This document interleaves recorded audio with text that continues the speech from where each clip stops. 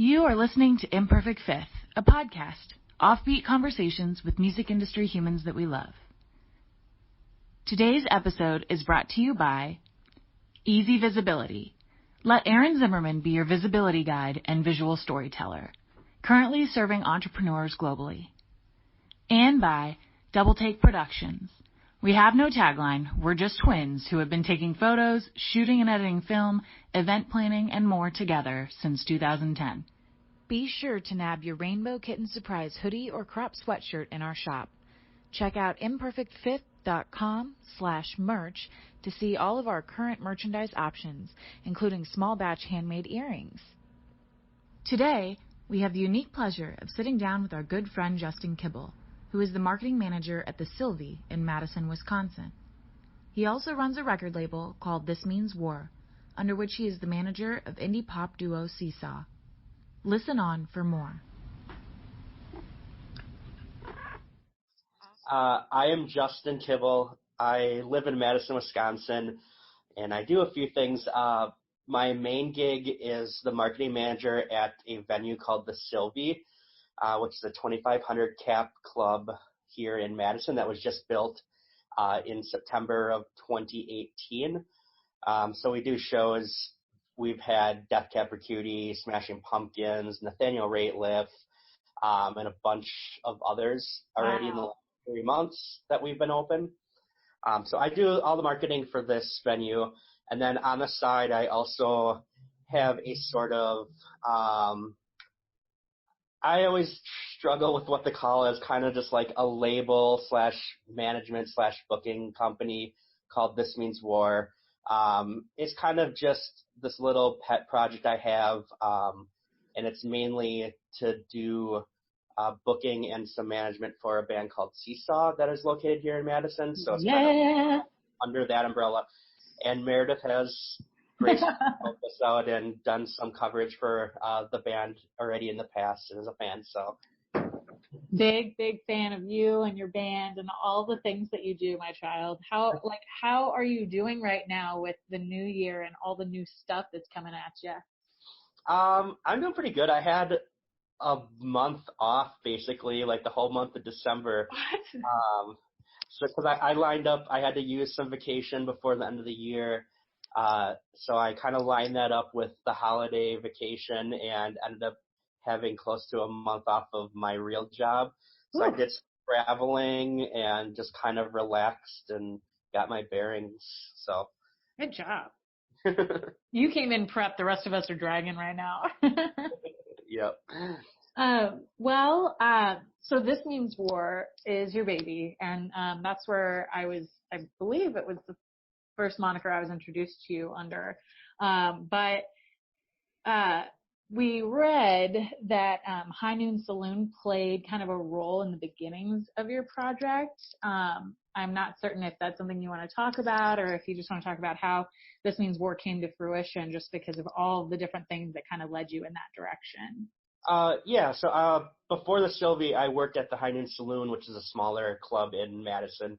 And it was a lot more like local bands and emerging artists, and I dealt with a lot of emails through them. And in that process, I just kept on seeing things where I was like, what they could do better as far as how they word emails, what information they present in order to get themselves not only like booked at a club, but just to progress as a band in general. So just a lot of like branding and just things like that. So I kind of took that idea of, all of these ideas I had of how to just make bands better and just decided to start this company. And I was friends with Meg and Eve from Seasaw at the time, and they were going to be releasing their second album at that time, or third album. And so I just had a meeting with them, and basically we talked and decided just to start this partnership. And so then that was 3 years ago. And so since then we've released 2 albums, done a ton of touring, released a ton of music videos, and so on. So yeah, and you're not kidding. You yourself and then these 2 women put so much work into this project, and it really, really shows. I just want to give a little context to our audience. When I was the editor back in another publication called Impose, Seasaw was actually one of the first albums that I reviewed as a full-time writer there as well, and they sent along a record as a thank you, and they were the first band that wrote me a little handwritten thank you note, and I still have all of that. And Seesaw is one of the bands that, like, when your friends come over and they want to have a beer or a cocktail and you're just hanging out, like, they're my first or second, sometimes depends on my mood, go to with the album to put it on and make sure everybody knows what they're doing. So it's been a wild ride, especially knowing you now, Justin, in person, and then being able to meet them when they've been through Kansas City and to really get to know these women.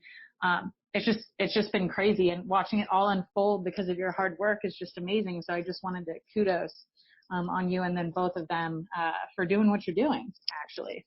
Well, kudos to you, because you were the first publication that actually released something by them other than, locally, the first national company or blog. And I just remember trying to get like a premiere for that album and just staying up until 4 a.m, laying on my living room floor, like pulling my hair out because either no one would respond or they would just respond with a no. Right.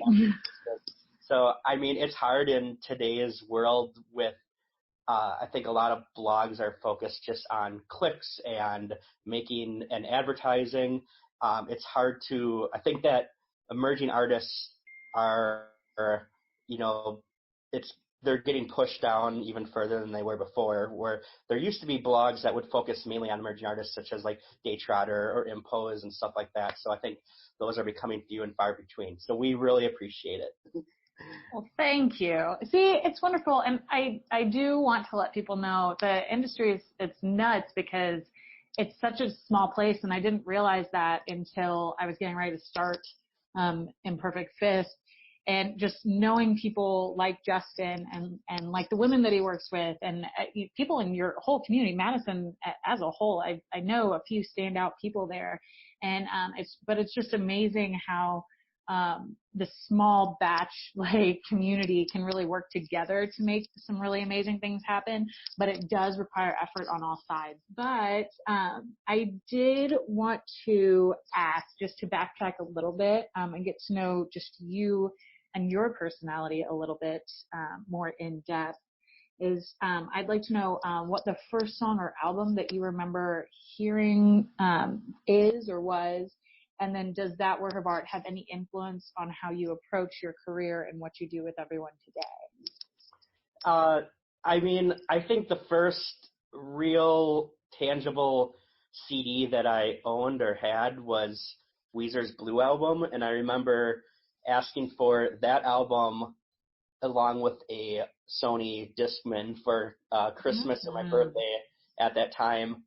And I remember just laying on the living room floor of my parents' house when I was, roughly 14 or 15 years old, and just with headphones on and just listening to that album like on repeat, and then discovering songs on that album that weren't played on the radio, because that was kind of like a thing too. There's like you're familiar with the songs that are the hits that are played on the radio, like Buddy Holly and stuff like that.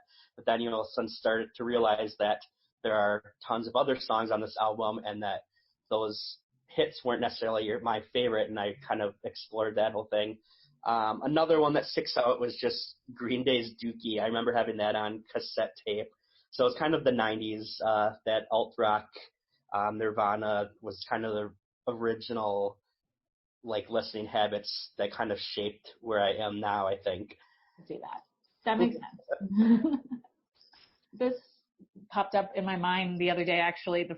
One of the first people I thought of when I did this allergy test I submitted online, where they like print out this little assessment and you send like your hair to them, and it sounds sketchy, and it probably is, and somebody probably has my DNA, but are they gonna clone like little Merediths? Yes, absolutely. I mean, this is full what I expect from the $20 Groupon that I did for allergy testing.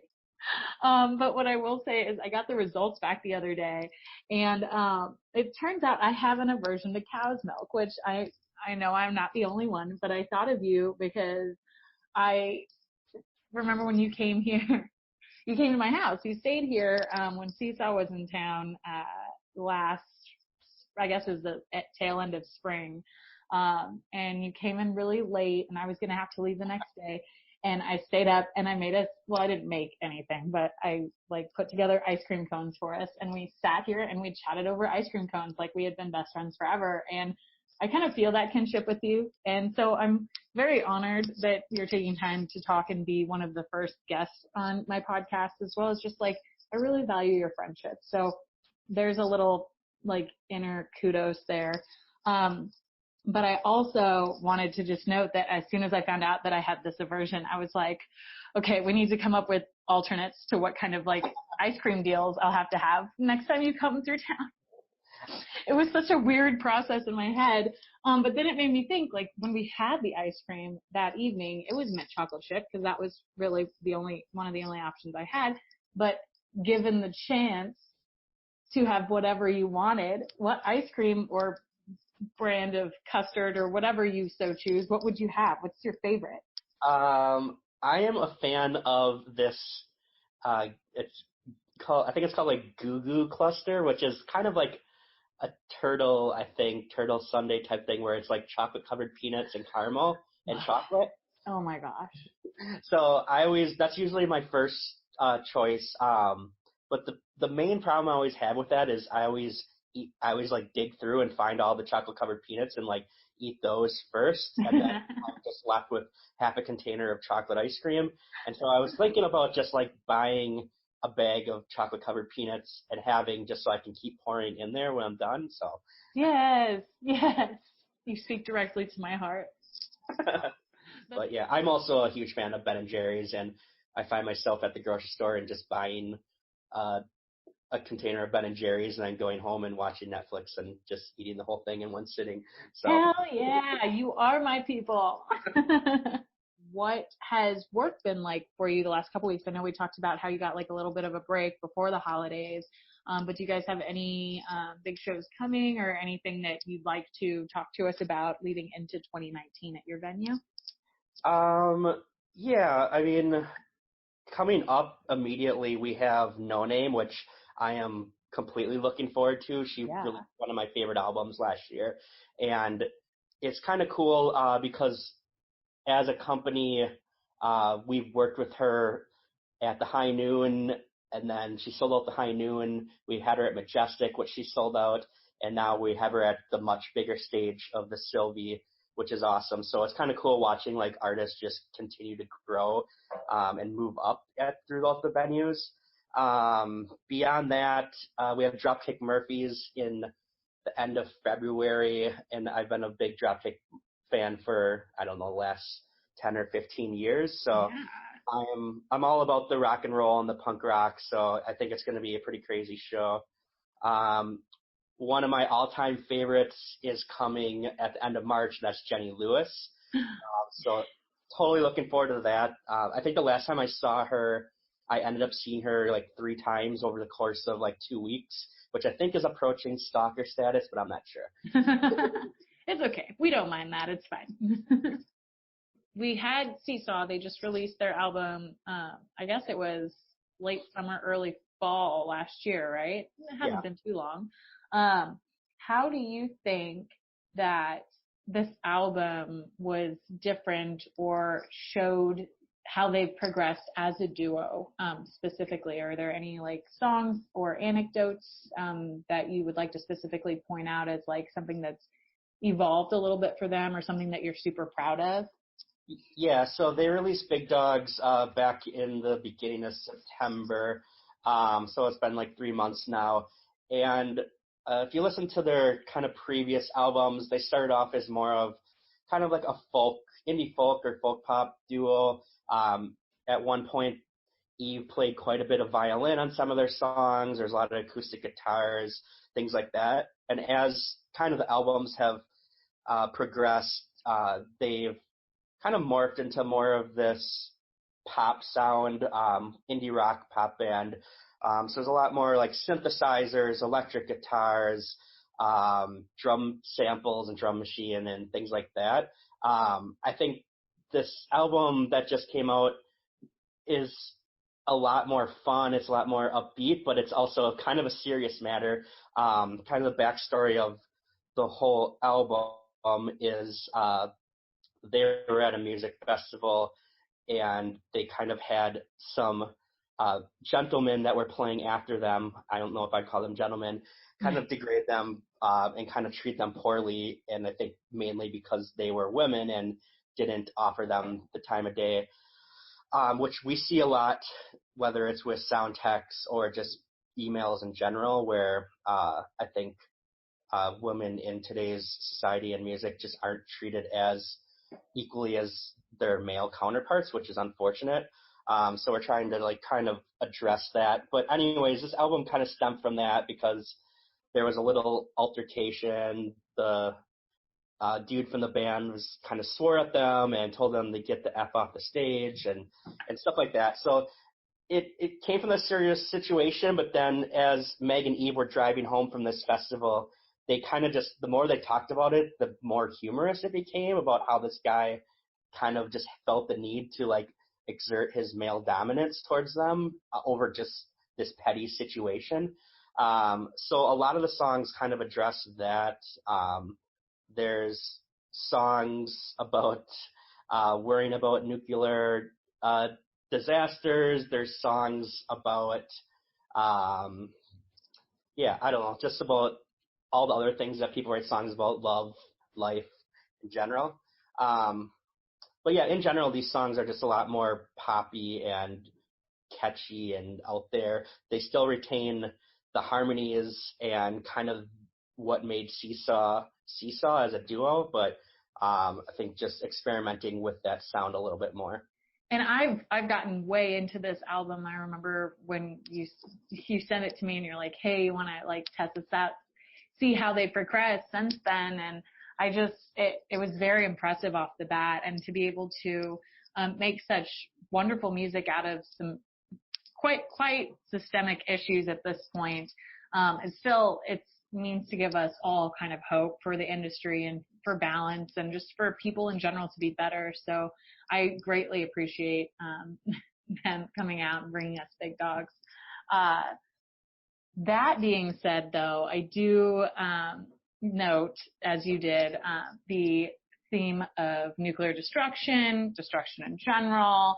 I don't know, with all the conspiracy theories and things out there, where do you think our world's headed? Is this going to be like a global warming situation that gets us? Is this going to be some sort of weird alien attack? Are we going to be driven out by people traveling in time machines to kill us? Like, what do you think is going to happen here? I think that our downfall will be a product of our own upbringing. I don't know if our downfall is going to come from aliens coming or whatever, but I have a feeling that it's going to just be through some sort of nuclear disaster or something that, we've created. Maybe it's a weapon that hasn't even been thought of yet in the next 100 years. But I think that we're going to be fully in charge of how the human race either survives or doesn't survive. Okay. Then do you think there's hope for any people? I know perhaps myself more than a lot of other people, but I found that a lot of people that are into the arts agree with me on this kind of new awakening that's happening in America, not necessarily anywhere else, because they've had Eastern medicine and meditation. That's all been a thing for hundreds and hundreds, probably thousands of years. But do you think there's any benefit to being the person that believes in, natural healing and Reiki and kind of uses that to try to propel like a better feeling? Or do you think like at this point it's more of a scientific thing? That is a very awesome question. I think people are obviously allowed to believe what they want to believe, and it helps them through their everyday lives. I personally am more grounded in like science. And I do think that there are other dimensions out there or other realities out there or other things out there that we haven't discovered yet. But personally, I think that we will get to those places through just research and science. And I think that maybe once we reach those things, that could be something that is a saving grace 200 years from now for our civilization. But it's hard to say. And that's one thing that always bums me out, because I'm always like, all right, we're going to be gone, or I'm going to be gone in like whatever 50 years. But I just want to see like what is in store for like 300 years from now. Because if you look at like progress from, let's say, 1600 to now, that's 400 plus years. And then so just I think the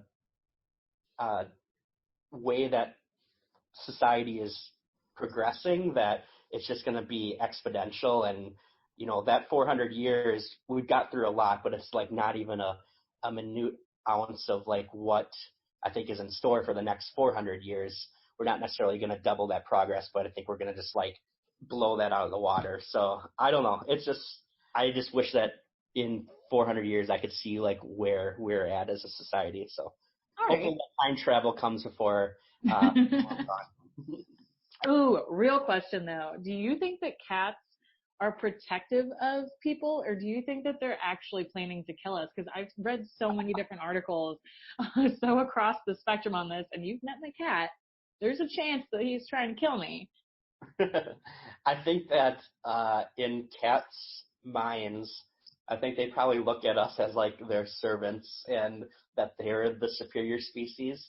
I mean, we clean up after them, we feed them, and so on, and they kind of just lounge around and relax. So I think in their minds they have it pretty good, and they look at us as the lesser of the species. I mean, we definitely are, if we're being honest. Yeah. So do you have anything big planned for this year, whether it be work-wise or personal-wise? Any trips or fun things for 2019? I've made it a goal for myself to travel more. I already travel like quite a bit, as much as I can.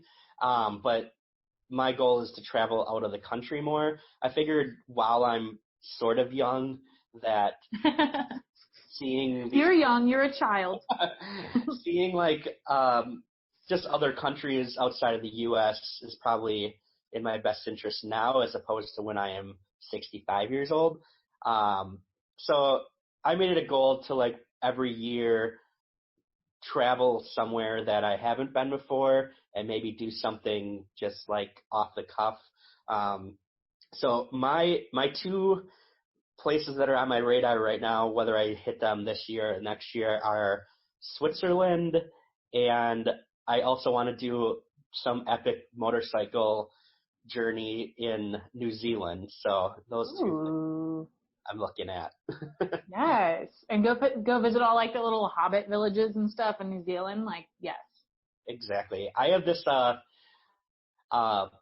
don't know, when I'm bored, I like to pull up Google Maps and then just drag the little yellow Street View person to some random like country and some random road out in the middle of nowhere, and then just like look around to see what's out there and like navigate that way, like I'm like driving down that road or whatever. So sometimes I like come across some really interesting places and I'm like, well, that'd be cool to kind of just like travel there and just like, I mean, I think a lot of tourists go to these places that they feel comfortable with. So they'll go to whether, you know, the Bahamas or, you know, England or Paris or wherever. So I like kind of like being off the cuff, maybe trying to blend in more with the locals and things like that, not staying in a sandals resort and eating cheeseburgers while I'm in a different country. I'm so jealous of that situation, and not because I go to all these countries and like do all the sandals resorts things. I don't do that. I just stay home. I'm impressed though, because like seriously, I studied abroad in college, but I chose like England because they spoke my language. So you go to Ecuador and you're just like, yeah, I'm going to do this. And there were enough people that spoke Spanish, enough people that like could help you that you were able to do a trip the right way. Yeah. Like, Well, I don't really speak that much Spanish, and then what I came to find out from Ecuador is there isn't really that many people that spoke English. oh no. I've been to I've been to Peru for quite a while, and I felt when I was traveling in that country, a lot more people did speak English, and maybe it was just the places that we had gone at that time. But when I got to Ecuador, there was a lot of deciphering and looking like phrases up on Google and trying to like convey what I needed.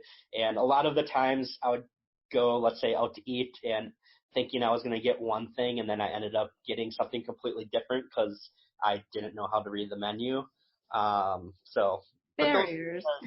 That's just fun. So It's fun. Well, you're not allergic to anything, are you? no, so I guess that helps.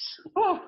There was I think I had breakfast one morning in Ecuador, and it was like 8 a.m., and I thought I was ordering an iced coffee, and it ended up being a milkshake, so I drank a milkshake at like 8 a.m. while I had some like empanadas and eggs. Yeah, pleasant surprise at least. And I know I'm like diving into the travel bit a little bit too much, but like, You now have a travel podcast. Right? Like this is where we're going now. Well, I'm just curious because like, were prices at like astronomical at that point, or did you find like some crazy good deal to go as quickly as you did? Oh no, prices were, that's part of the reason why I think I went to Ecuador is because I had some vacation to burn, and I started Googling flights, and I got I think a round trip flight to Ecuador from Chicago was under $500 at that time. So it was like the cheaper of the countries to fly into in South America. And then the nice thing about Ecuador is once you're there, everything is like super cheap. So I was going to these like 5-star restaurants, having like a steak for the price of what I would pay at like Taco Bell here in the U.S. or whatever the case is. Oh, that's amazing. And they also, which I was surprised to learn before I went there, was that they use the American dollar as their currency. So you don't need to like convert anything. You just use the money that's in your wallet. And what? So that was pretty awesome. All right. You're bumping Ecuador up on my list of places to go though. It's beautiful. I feel like I'm burning through topics like a crazy person. Is there anything you want to talk about?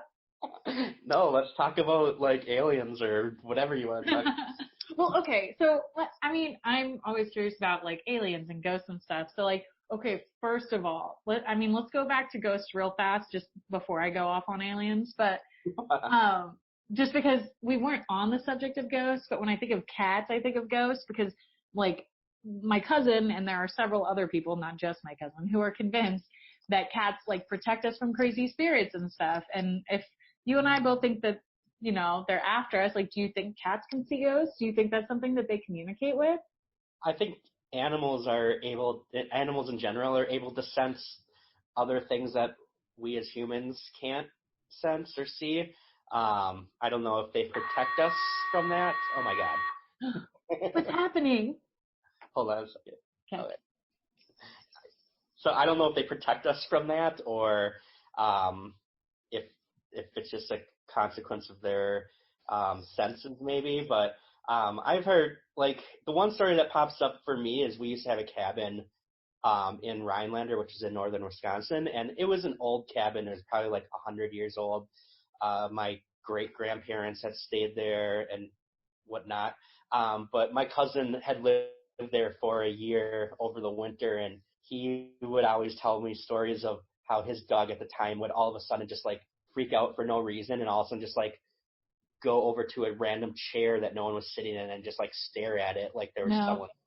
So animals are able to sense maybe these other planes or dimensions that we're not able to. But been one of those people that started buying sage and Palo Santo wood and burning. Yeah. And I think when I bought it, it wasn't necessarily to rid my apartment of evil spirits or anything. It was more of like the calming effect and more of the incense nature of it. But then as I was like reading about it, that's obviously what a lot of people use it for. So It's true. The last time I burned sage in my apartment, it was because I knew that Trump had just been in town. I was out of town and I was like, I need all the good vibes back in here. And that's just what happened, you know? It is what it is. I'm not crazy. All right. So we've exhausted ghosts, maybe, perhaps. But now aliens is a whole different, like, level of crazy because, like, they could exist in our plane or, like, in a different dimension or in our galaxy or any of the numerous others. Do you think that, like, in our galaxy that we've done all this research on, do you think in our galaxy there are aliens that are native, or do you think that, like, we're just, you know, the ones that rule this galaxy? I don't know. I think maybe not. Yeah, well, I think that there are beings out there that are more aware of us than we are of them. I don't know how close they are to us, but I think that there's things out there that definitely know that we exist. So whether they're trying to make contact with us and we just don't have the means to do that yet, or they're just kind of just keeping an eye on us to see like what's happening, I definitely think that that is the situation we're in right now. And I think with science and other things that we're kind of continuing to progress to make that contact, but I think that's still probably quite a ways out yet. So I think I'd agree. But I also my thing is I come from like the cynic's point of view when I approach things like any of the topics we're talking about, which is why it's so funny that I'm so into them. But like Netflix anymore has like all these documentaries, you know, quote unquote, documentaries on aliens and, you know, whatever landing space in New Mexico. I always forget the names of all these things, but there's all these people saying that they've seen things. And then there's people that talk about how the government's trying to cover things up and blah, blah, blah. And like, I don't think that, you know, we're so special that there hasn't been some sort of landing or there hasn't been some sort of alien thing that has come to Earth and then just become an organism that exists here. Like, I don't think that we're the only ones here, but do you think that it's at a level where like maybe there has been contact and the government knows, or do you think it's just at a level where we just made up all these conspiracy theories because we're trying to be comfortable with it when it does happen?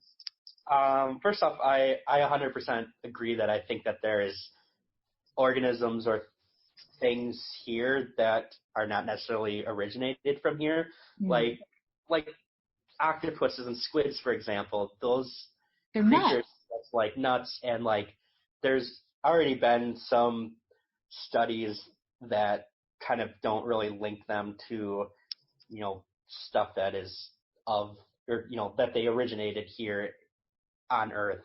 But I think just even things that we can't even perceive yet, whether it's like a virus or some bacteria or small microorganism that probably didn't originate on Earth millions and millions of years ago, but came here from somewhere else, whether it was on an asteroid or a comet or whatever the case is.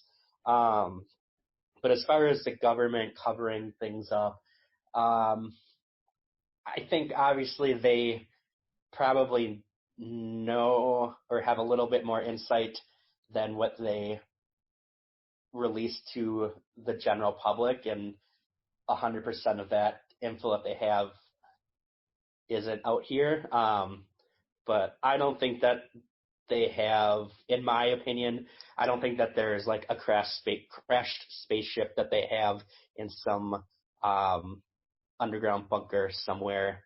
And I would like to be proven wrong because I think that would be amazing. But I think that they have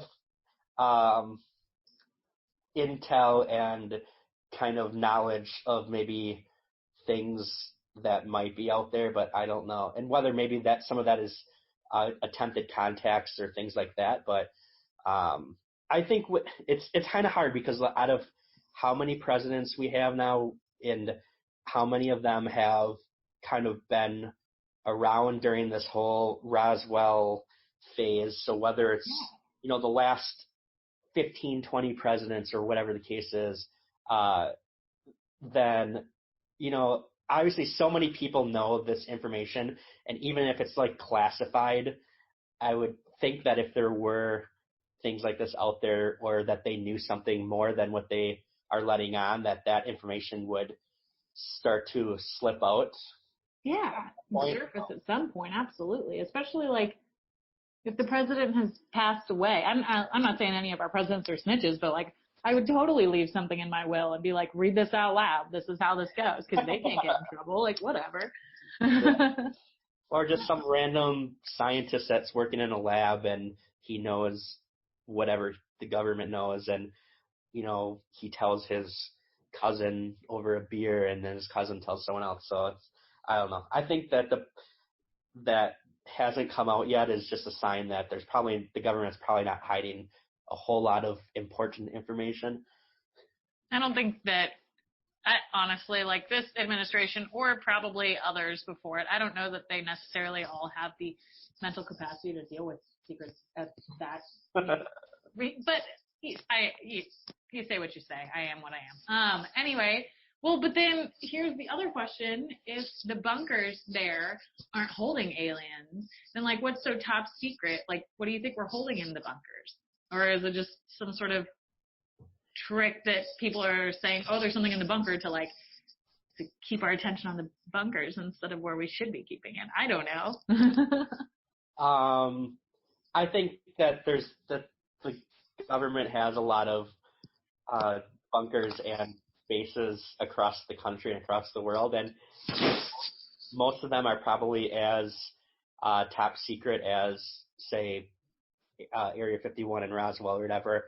So I think it's just maybe the culture around that one and just the way it's developed has kind of set that apart from other places. So that's fair. I'm a huge fan of the movie Contact, and I don't know, have you ever seen that movie? Yes, absolutely. Yeah. So like the way that kind of came about, and they, more or less sent us their plans or how to communicate with them, and we eventually figured it out and got that in motion. So I think it would just to learn from them and learn from how they live would be awesome. So yeah, I hope somebody out there has temperature control on lock so that we can help people like you who are in negative degree weather, and then also Mother Earth in global warming. Exactly. That's the one thing I'm after. Maybe some people are here to cure specific types of cancer. I'm just here to find aliens so we can fix the weather. It's a start. It's a good thing. It's sad. It's a weird start. I guess if you were to come into contact in any way with aliens, with anything that's not from Earth, what would you most want to communicate to them? First off, I would probably be scared out of my mind, but I don't know, depending on the situation. I think just, like I mentioned, just learning from them and seeing how their civilization or culture has progressed and how long they've been around and where they're at now and what they can offer us to help us as a human race, which, I feel like we're going to need that at some point. So I wouldn't be surprised if they are one of our saving graces maybe as our society is starting to collapse, right, hundreds of years from now. So I do want to rope us back in a little bit since I got a little crazy on that topic, because I did want to address something before we're done with our session here. Recently, on the 14th actually, Billboard, and I'm sure you saw this and you know all about it, but Billboard did publish an article titled "Independent Music Publicists Grapple with the Shrinking Media Landscape." And I know we touched on this a little bit, and I know that you and I have spoken pretty much at length about the struggles that PR people and management in the music industry face regularly, while I've, of course, given you a little bit of why the publications, as I'm sure you know, struggle a little bit. So I was just wondering if you had a take on that, since you started in the industry, have you seen a change in the landscape itself, how PR people are expected to represent the people they're working with? Is it more fickle perhaps than it used to be of a system, or have you found it to be a lot easier over the years? And I just didn't know what your role and how you thought on all of that. I think one thing is that it's constantly evolving. So what editors and publishers were looking for 2 years ago is not even on their mind anymore. So just like album premieres, for example, and things like that have just kind of gone the way of the dinosaur. And I think in general that's maybe a product of the way that we consume music, is that there's a lot more just singles or videos that get released these days as opposed to full-on packaged albums. But I think it's just keeping up with that, which is almost impossible. And it's hard as a band or a manager or a publicist, because as a band, you work on a video and you spend 3 months and a bunch of money on it, and then you start to pitch it and then find out that no one's looking for videos anymore and they just want whatever. So you kind of have to be ahead of the curve and find out what people are going to be looking for, predict what people are going to be looking for.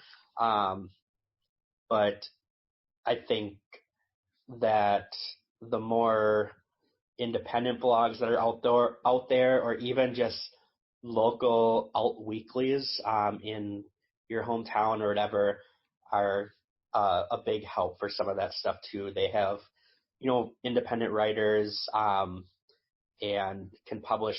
They have more say in what they publish. They're not necessarily always looking for clicks or ad revenue, which I'm sure they are to some extent, but I don't know. Fair enough. Makes sense. I mean, to each one to an extent has to, I guess. What did Billboard kind of go into in their article, and how that landscape is changing? Yeah, I mean, they were talking about like the fact that their jobs are just a lot more difficult when there's less publications open, and how some of the biggest, the industry's biggest, like long form publications that they had usually been using, like Blender or Spin, Paste, had either shuttered their doors or drastically like scaled back on their output, which I've seen and been a part of and totally understand. So while there had been a lot of articles written about music journalists losing their opportunities this way because music journalists are writing them, there hadn't been as many articles written about how PR was kind of being forced to like move in different directions and try to use, I know they use like Spotify as one of the things, but it's just like a quick mention instead of being like a full blown article and that type of thing. So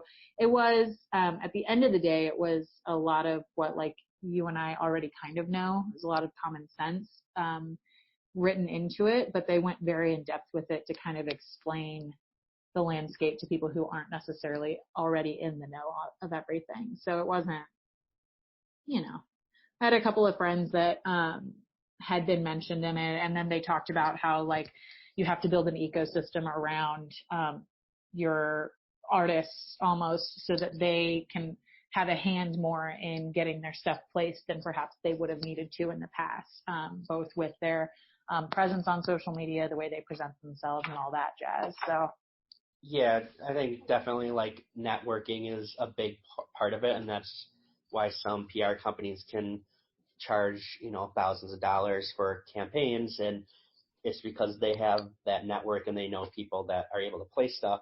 But even in that case, it's not guaranteed that you pay someone $3,000 and that they're gonna be able to find a good placement for your music video or your album or your song, which that is kind of the frustrating part, and that's just the way that things work. But the other thing that I've noticed, obviously, with today's the way that we live, is that a lot of those places that are music blogs, like Consequence of Sound or Paste and whatever, there's the original content that is coming out is less and less, and it's more just regurgitated, articles that they're sharing from some other source and putting their own, quirky social media notes to, so they get people to click on it. So I think it's less and less like actual like long form written articles and more of just like quick headline attention grabbing things. So yeah, it's kind of depressing. Trust me. As a music journalist, I'm trying here. In your perfect world, how would you see it panning out? Like, would you see publications doing more long form, or what medium would you prefer people stuck with? That's tough because obviously our attention span is getting less and less. So to like require a reader to make it through a 5 or 10 minute article is asking a lot, as opposed to having someone see a headline and kind of grasping what information they need from that, whether so-and-so got married to so-and-so or whatever the case is. So I personally am a fan of, not saying that because we're speaking on one, but podcasts in general. I think it's a lot more personal, and it holds people's attention a little bit more, and they can consume it in multiple ways, whether they're sitting at their desks or driving in their car or whatever the case is. So I don't know if more and more information is just going to go kind of to that means or what, but I listen to podcasts more than I listen to music, it seems, these days. So happy I got to like start out and out the gate get you as one of my guests. How did I get so lucky, Justin? I'm a big podcast fan. That's all you have to say. Like that, and I don't even have to send you gifts or like flatter you any more than this. I'm always open for gifts. So. Okay, fair enough. Well, we'll chat a little bit. Well, I said gifts, like animated gifts. I mean, I can do that, and also gifts. Things that I give you. Either way, I guess. I'll settle for an animated GIF as my gifts. Okay. We can chat. Well, I just want to thank you so much for taking this time with me today. It makes my heart feel full, says the cynic over here. I seriously am just very, very pleased and very happy that you got to join me. Thank you so much, Justin. Thank you for asking me. I'm excited to see what the future episodes hold.